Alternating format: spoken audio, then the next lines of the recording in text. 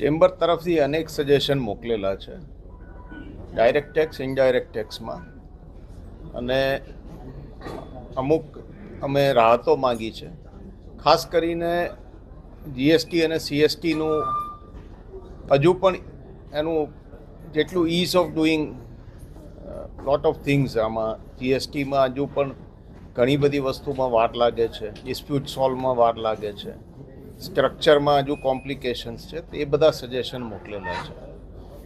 અને જે global challenge છે અત્યારે અને ગ્લોબલ ઇકોનોમીઝની ચેલેન્જ છે, એ જોતાં આ બજેટને ખૂબ બેલેન્સ કરીને આપવું પડશે.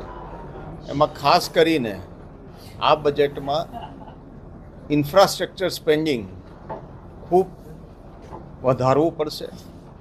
અમે સજેશને મોકલેલું છે. અને ઇન્ડિયાએ પોતાની ઇકોનોમી અંદરથી ચર્ન કરવી પડશે. એ ધ્યાન રાખતા આ બજેટ ખૂબ બેલેન્સ બજેટ આવશે.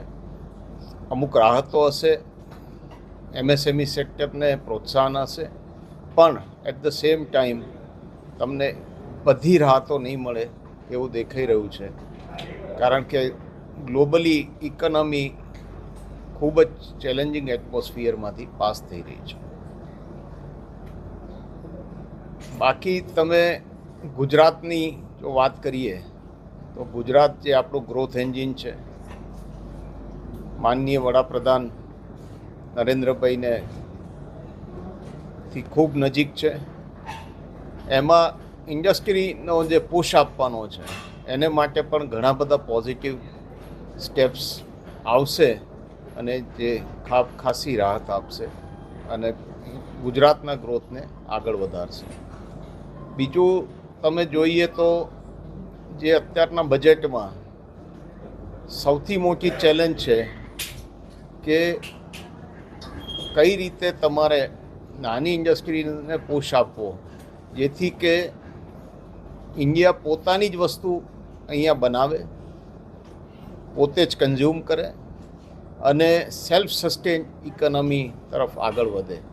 તો જે આ પણ વિઝન છે કે પહેલાં મેક ઇન ઇન્ડિયા હતું, હવે મેડ ઇન ઇન્ડિયા, અને તે પણ ઇન્ડિયન ટેકનોલોજીથી અને યુઝડ ઇન ઇન્ડિયા. તો આ સાઈડ ઉપર પણ આ બજેટમાં ખાસી રાહતો દેખાઈ રહી છે. અને આપણને ખ્યાલ છે કે આપણે મેડમ નિર્મલા સીતારામનને આપણે કોંગ્રેચ્યુલેટ કરીએ. એક લેડી ફાઇનાન્સ મિનિસ્ટર તરીકે આ રેકોર્ડ છે. તેઓનું આ 12મું બજેટ પેશ કરવા જઈ રહ્યા છે અને એ હિસ્ટોરિક મોમેન્ટ પણ છે ઇન્ડિયા માટે, ઇન્ડિયાના પાર્લામેન્ટ માટે અને આ ગવર્મેન્ટ માટે. તો આપણે આજે બધા બજેટને આતુરતાથી રાહ જોઈ રહ્યા છે અને આપણને વી આર શ્યોર કે આ બજેટમાં ઘણું બધું પોઝિટિવનેસ દેખાઈ આવશે.